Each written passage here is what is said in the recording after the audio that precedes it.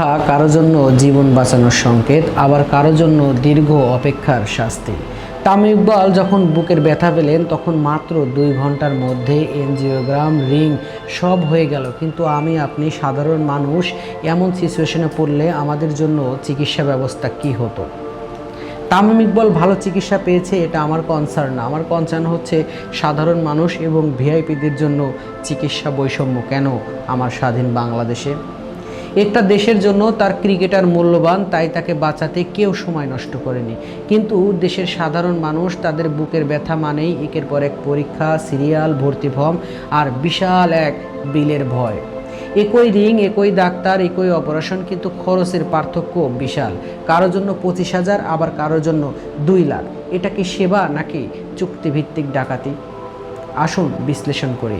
বাংলাদেশের চিকিৎসা নেই, এটা ভুল কথা। চিকিৎসা আছে কিন্তু সততা নেই, ডাক্তার আছে কিন্তু দায়িত্ব নেই, হাসপাতাল আছে কিন্তু মানবতা নেই। হাসপাতালে গেলে রুগী নয়, টাকা দেখে সেবা দেওয়া হয়। ডাক্তারের চেম্বারে গেলে রিপোর্ট না দেখালে চোখ কপালেই তুলতে চায় না। এখানে ওটি মানে অপারেশন থিয়েটার নয়, এখানে ওটি মানে অফিস টেবিল। ওতে অফিস, টিতে টেবিল। যেটা হওয়ার কথা ছিল ওতে অপারেশন, ওতে থিয়েটার।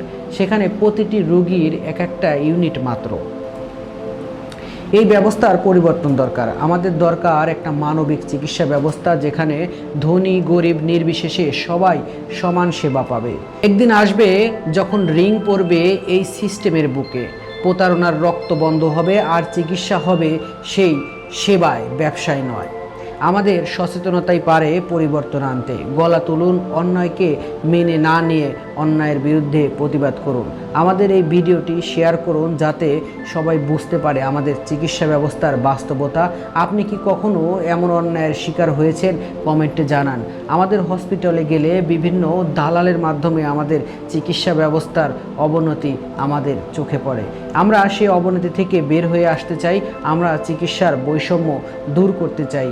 আমরা চাই সুস্থ একটি সমাজ যেখানে ধনী গরিব সবাই নির্বিশেষে সফল সেবাটা পাবে। খাদ্য, বস্ত্র, অন্ন, চিকিৎসা, এই 5টা মৌলিক অধিকারের ভিতরে চিকিৎসা অন্যতম। এই চিকিৎসা ব্যবস্থা গরিবের জন্য যেমন হওয়া উচিত, একজন বড় লোকের জন্য তেমন হওয়া উচিত। আমার সোনার বাংলায় এই ব্যবস্থা চালু হোক, এই আমরা দাবি করি। আপনারা কমেন্টে ঝড় তুলুন, ভিডিও শেয়ার দিন। এইরকম চিকিৎসা ব্যবস্থার জন্য আপনাদের আন্দোলন, মৌন আন্দোলন সামাজিক মাধ্যমে ছড়িয়ে দিন। ধন্যবাদ।